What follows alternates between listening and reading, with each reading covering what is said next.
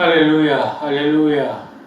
ખ્રિસ્તી સુમાં હું રમેશ તથા રૂથ આપ સર્વેને પ્રેમી સલામ પાઠવીએ છીએ. વિશેષ પિતા પરમેશ્વરનો આભાર માનીએ છીએ કે આપણા જીવનમાં આજે એક નવો દિવસ આપ્યો અને દિવસને માટે જોઈતા સગળા સારાવાના અને પિતા પરમેશ્વરે તેમના કુળ ભંડારમાંથી પૂરા પાડ્યા અને આપણી શારીરિક તંદુરસ્તી બક્ષી. તમામ બાબતોને માટે આપણે પિતા પરમેશ્વરનો આભાર માનીએ. વિશેષ અમારી ચેનલને લાઈક કરો, સબસ્ક્રાઈબ કરો અને પોતાના ગ્રુપ કે મિત્ર વર્તુળની અંદર શેર કરવાનું પણ ન ભૂલશો. જો તમારી કોઈ સલાહ સૂચન હોય કે તમે તમારા સાક્ષી બાબતનો કોઈ વિડીયો પ્રસારિત કરવા માગતા હો તો તમે અમને અમારી ચેનલ પર મોકલી શકો છો અને અમે તે અમારી ચેનલ પર પ્રસારિત કરીશું. પિતા પરમેશ્વરને પવિત્ર વચનો આજે આપણા મુખમાં મૂકવાના છે. એ વચનો તો લેવીયાના પુસ્તક અને તેનો 12મો અધ્યાય છે.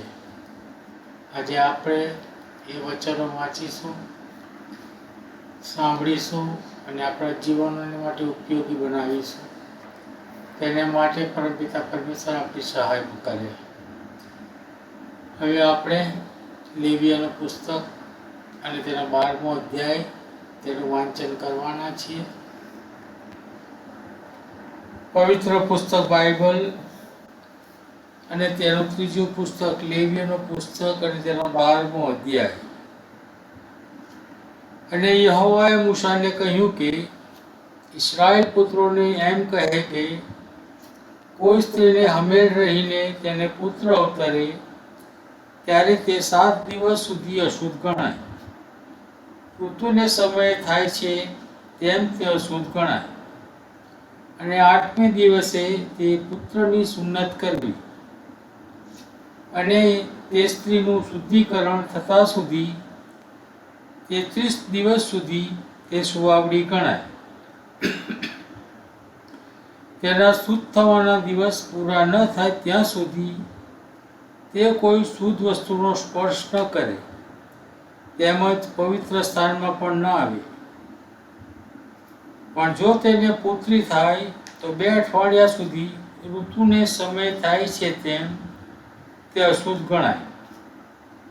અને તેનું શુદ્ધિકરણ થતાં સુધી 66 દિવસ સુધી તે સુવાવડી ગણાય. અને જ્યારે પુત્રને લીધે કે પુત્રીને લીધે તેના શુદ્ધ થવાના દિવસ પૂરા થાય ત્યારે તે દહનારપણને સારું પહેલા વર્ષનું એક હલવાન તથા પાપાર્પણને સારું કબૂતરનું એક બચ્ચું તથા એક હોલો મુલાકાત મંડપના બાણા આગળ યાજકની પાસે લાવે અને યહોવાની આગળ તે તેને ચડાવે ને તેને સારું પ્રાયશ્ચિત કરે. એટલે તે તેના રક્તસ્રાવમાંથી શુદ્ધ થશે. જેને પુત્રનો કે પુત્રીનો પ્રસવ થાય તેને માટે નિયમ છે. અને જો હળવાણ લાવવું એ તેના ગજા ઉપરાંત હોય તો તે 2 હોલા અથવા કબૂતરના 2 બચ્ચા લાવે. એક દહનાર્પણને સારું ને બીજું પાપાર્પણને સારું.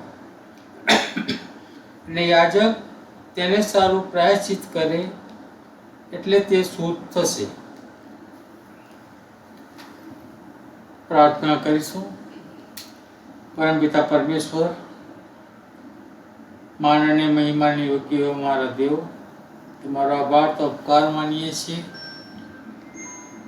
કે આજના દિવસોએ તમે અમારા જીવનનો પૂરો પાડ્યો.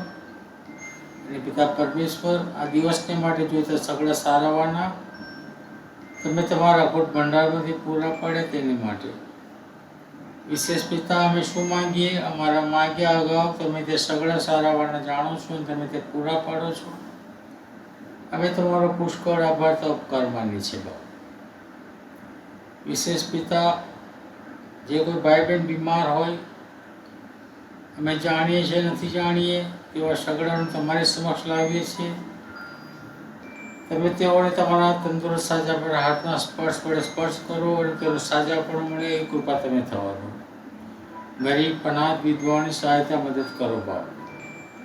જે કુટુંબમાં મરણે પ્રવેશ કર્યો હોય કુટુંબને તમારા આત્મિક દિલાસાથી ભરપૂર કરો બાપ. સ્વજનના જવાથી જે ખોટ પડી છે એ ખોટને સહન કરવાને માટે પ્રભુ પિતા તમે તેઓને સહન શક્તિનો આત્મા આપો બાપ.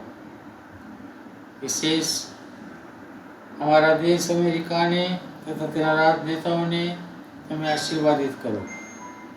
અમારા રાજનેતાઓને બુદ્ધિ જ્ઞાન અને ડાપણથી ભરપૂર કરો અને એ દેશને ચલાવવાને માટે તમે તેઓને દોરો ચલાવવાને વાપરો બાપ. અમારી સઘળી અરજો કરો છો વિનંતીઓ પિતા અમે તમારા પુત્ર અમારા પ્રભુ ઈસુ મસીહના નામમાં માંગીએ છીએ. સાંભળો અને તેનો સ્વીકાર કરો પિતા. આમીન.